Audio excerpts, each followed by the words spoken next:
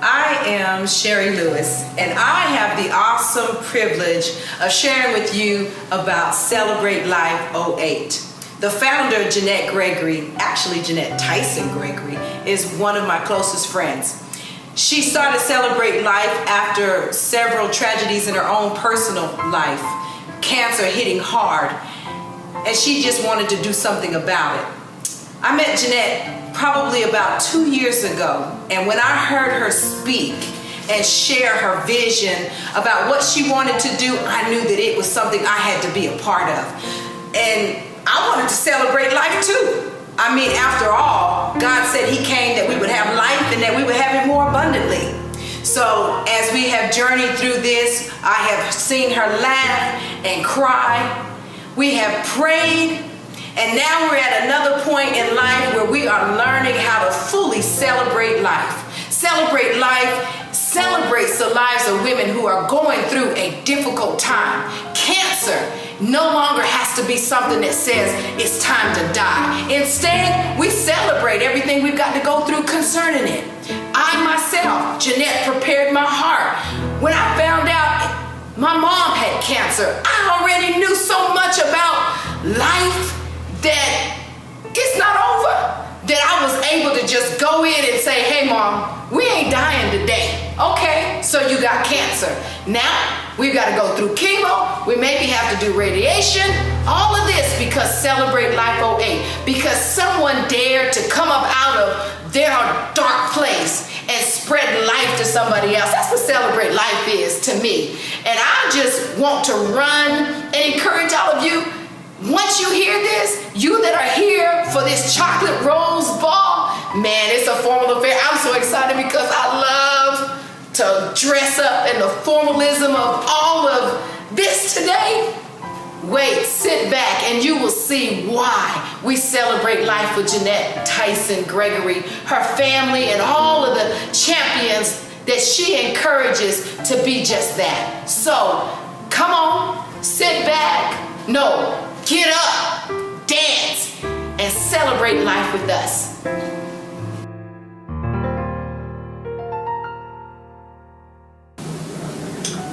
Praise the Lord, everybody.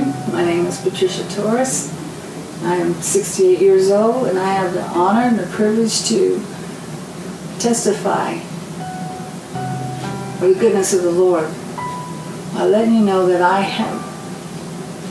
I've been diagnosed with breast cancer. I'm not worried about it because I know my faith is in God. So for me to live is Christ and to die is gain. I went for a simple mammogram that my primary doctor had suggested it was time for a mammogram.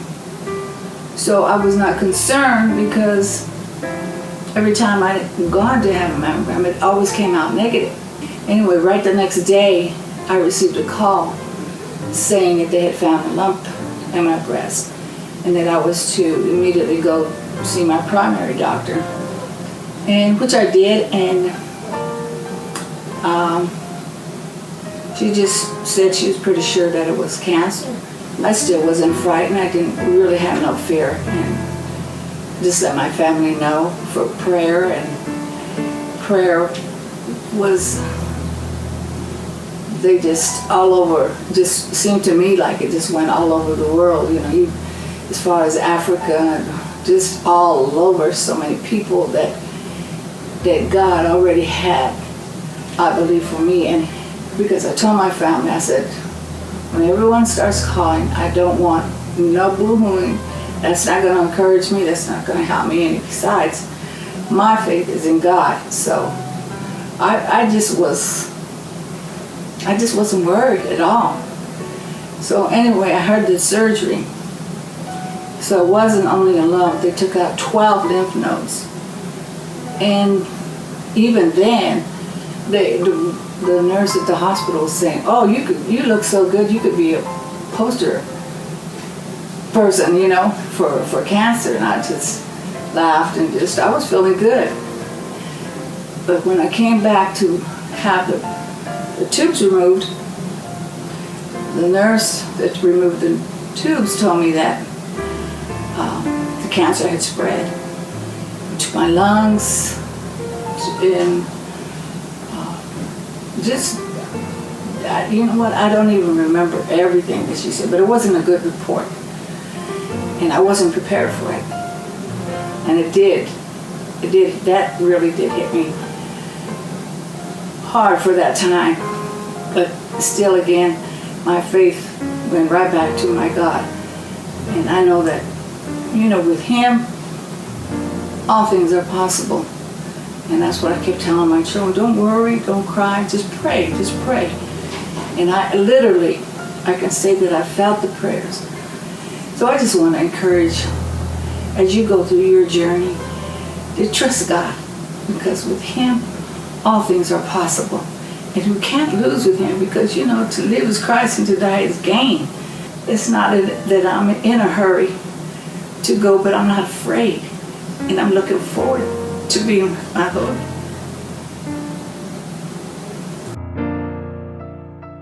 Hello, my name is Deborah Toulay, and this is my story. In 2009, my sister Lisa was diagnosed with breast cancer. And at that time, I was really concerned about her health and concerned about her well-being. When you hear the word cancer, it has a way of making you think about death.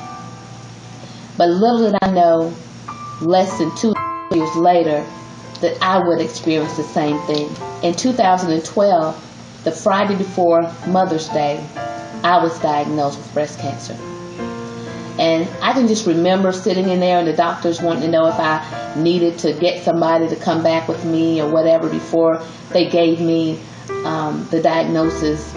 And I told them no, I'd be okay, because I knew that God was with me. And once they gave me the diagnosis, I just sat there and I thought, what a Mother's Day gift. I came out of that, and the enemy, of course, he started speaking in my head, and fear started rising up on the inside of me. And although my sister had gone through chemotherapy, had gone through 2 surgeries, and she was on her way to recovery, the enemy told me that I was going to die. But the Word of God says in Psalms 27:1, that the Lord is my light and my salvation. Whom shall I fear?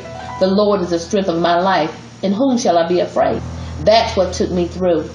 When I found out that I had it, the only question I had for them is, okay, now what's next? I went through 16 weeks of chemotherapy. The first 4 weeks was with 2 types of medicine. After I had that, sick and feeling terrible for almost 5 to 7 days. Then once you start feeling better, it's time to go back in again. So I went through the second bout of chemotherapy with having pains in my legs, numbness in my feet and my hands.